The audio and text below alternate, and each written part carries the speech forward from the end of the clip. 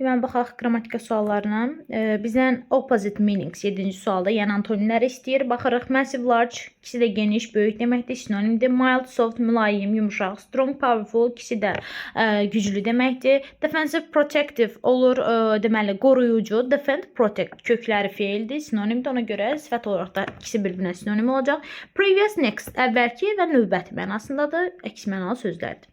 8-ci sualda, the girl looked at in the mirror. Demişdik ki, qayıdış əvəzində mübtədə hansı əvəzlikdirsə, qayıdış da onunla uyğunlaşır. Yəni, the girl, she olduğu üçün bunda qarşılığı təbii ki olacaq herself.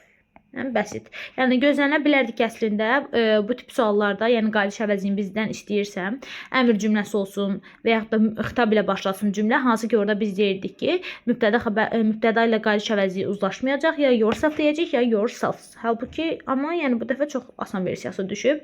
9-cu sual complex object dərsinə aiddir. Baxırıq, to launch, fe'limiz to ilə işlənəndirsə, expect, askı götürürük. Let və make-dən sonra to-suz məstər. Cavab olacaq 1, 4. Baxaq, 10-cu sualda artikel istəyir bizdən. İkinci tərəf ilə bizim birinci gözümüzə dəyir. Sifətin üstünlük dərəcəsidirsə Z artikelini veririk. İkinci tərəf uyğun olaraq Z olmalıdır. Birinci tərəfdə isə birinci belə baxa bilərik ki, nöqtələrdən sonraki isim sayıla bilən tək isimdirsə, mən bunun qabağında EN artikeli verə bilərəm. Və yaxud da Z artikeli verə bilərəm. Boşluq niyə işlədim burada? Y variantını atırıq, cavabımız qalır C variantı. Həmçinin burada which was taken by William fotonu belə deyək də təyin etdiyi üçün, müəyyən etdiyi üçün elə bura müəyyənlik artikelini qoya bilərik.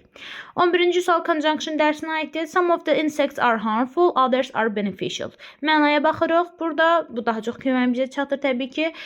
Deməli, həşəratların bəziləri ziyanlıdır, digərləri faydalıdır. Aha, bu iki cümləni mən baxdı görən kimi yazaram bura. Bəziləri ziyanlıdır, amma bəziləri faydalıdır. Yəni, tərcüməyə uyğun olaraq. 12-ci sualda make up a sentence. Bilirik ki, make up sentence-də nə ilə başlayaq cümləyə? Mübtəda ilə, SWOT qaydasını burada yada sala bilərik. Məsələn, birinci SV, yəni subject və verb yanaşı işlətəcək. Deməli, olacaq the girls, 2 ilə başlayarıq. Have been making, olur, davam edib bitmiş zamanda bizim xəbərimiz. Nəyi düzəldirlər? Objectimiz olacaq salad. 2, 4, 1-dən yola çıxsaq, elə C variantında görünür. The girls have been making salad in the kitchen. Harada? Swap-ın, deməli, place olacaq in the kitchen. Nə qədər müddətdir ki? For 20 minutes. 5, 3. O da olur, burada olur time. 13-ə baxırıq. My niece speak French, but my nephew... Aha, but varsa burada mənada qarşılıq var. Bir tərəf təsdiq, bir tərəf inkar və yaxud da əksi ola bilər. İndi burada verə bilərik nəyi?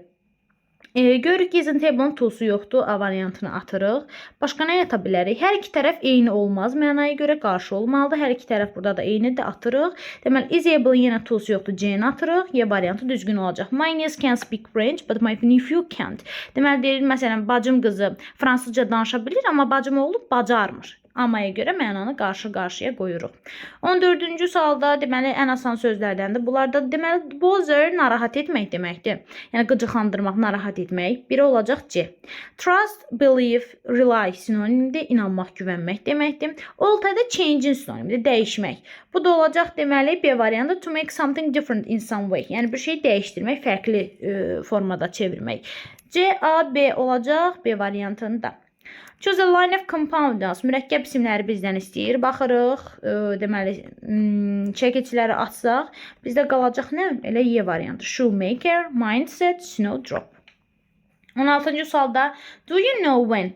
Complete the sentence bəhsinin ən asan versiyasıdır. Yəni, bu sual ən asan nümunəsidir. Bilməliyik ki, birinci olaraq when və what time olanda nə olmurdu? When, what time olan tərəfdə have, has, participle to, yəni indiki bitmiş zamanı işlədə bilmirik. Ona görə burada has olanları elə bəri başdan çıxırıq. Digər qaydamız odur ki, mübtədə xəbər uzlaşması gözlənməlidir. Yəni, birinci mübtədə sonra xəbər gəlməlidir. Does əvvəldə olduğu üçün bilən cavabımız qalır A variantı. When he does. Doğru olacaq. 17-ci sualda düzgün sual cümləsini bizdən istəyir. Deməli, sual cümləsində bilirik ki, xüsusi sualdırsa, təbii ki, xüsusi sual əvəzlikləri cümlənin əvvəlinə atırıq. Daha sonra köməkçi fe'llərimiz, daha sonra mübtəda və ondan sonra da əsas fe'l olmalıdır. Baxırıq A variantda how many documents you signed? Köməkçi fe'limiz yoxdur. How many documents did you sign? ən düzgün versiya budur. Did köməkçi fe'l, mübtəda, sign əsas fe'l olaraq B variantı olacaq. Digərlərin səhvinə baxsaq görərik ki, did və id bir arada işləməz C-ni atırıq. Did signed yenə həm eyni zamandadır, həm də köməkçi fe'lin əsas fe'l sual cümləsində yanaşı işlənməz. Ona görə səhv olacaq. Burada da yenə did signed görən kimi atırıq. 18-ə baxırıq. The professor talked his colleague his students. Aha, burada elə baxan kimi əslində bu cavabı götürmək olur. Talk to, söhbət etmək kimlənsə. Professor da kolleqası ilə tələbələri haqqında about verirəm, yəni söhbət edir. D variantı. This strawberries and then that one. Aha, baxırıq birinci, hansı dərəcədir bu? Comparative.